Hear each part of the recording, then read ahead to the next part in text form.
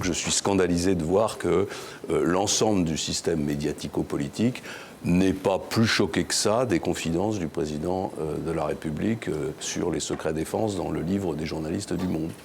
C'est quasiment un sujet anecdotique. Enfin, est-ce que, comme par exemple M. Ciotti, vous seriez favorable à ce qu'il porte plainte, enfin, qu'il se passe quelque chose pour que cette situation ne reste pas... Alors d'abord, je pense que c'est très grave cette affaire et qu'elle est révélatrice d'une attitude que je dénonce depuis 4 ans. J'avais dit en août 2012 dans une lettre ouverte à François Hollande, Monsieur le Président de la République, devenez le chef de l'État.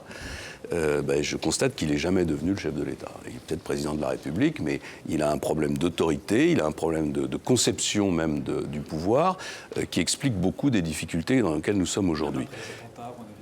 Oui, bien sûr, je ne dis pas, il n'y a pas des moments où il n'a pas trouvé un peu les mots, mais ça n'a jamais duré longtemps.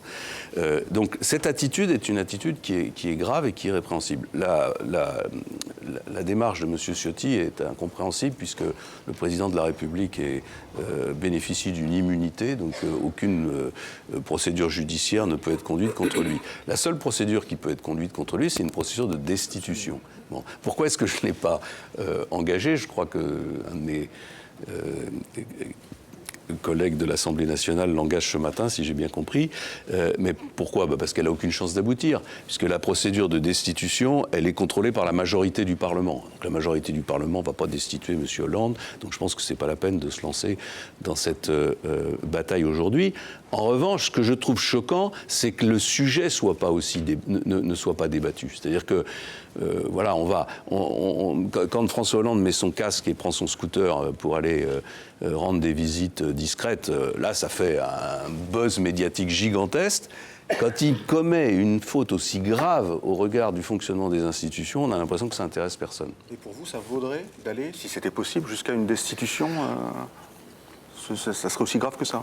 Moi, je trouve que c'est extrêmement grave qu'un président de la République passe autant de temps avec des journalistes pour, au fond, leur expliquer qu'il est très fort, qu'il est un vrai président de la République, puisqu'il a tué des gens. Qu'il est un vrai président de la République parce qu'il est vraiment le chef des armées. D'ailleurs, comme apparemment il n'en est pas convaincu lui-même, il montre aux journalistes des plans de frappe secret défense pour bien leur prouver qu'il est, au fond, l'homme qui tient la barre. Je trouve que c'est à la fois une faute objective par rapport au secret défense, par rapport au rôle qui est le sien de gardien des institutions, de chef des armées, etc. Et en même temps, sur le plan psychologique, ça en dit très long, quoi. Ça donne vraiment l'impression qu'il doute lui-même qu'il est président de la République et qu'il veut absolument en convaincre ses interlocuteurs. Donc sur un plan théorique, la question de Didier, sur un plan théorique, ça mériterait destitution. Quand vous voyez le débat qui a lieu aux États-Unis en ce moment sur l'utilisation des mails privés de Mme Clinton, voilà, et puis tout le monde voit bien qu'une affaire comme celle-là se produirait en Grande-Bretagne ou dans une autre grande démocratie européenne, il y aurait un sacré scandale.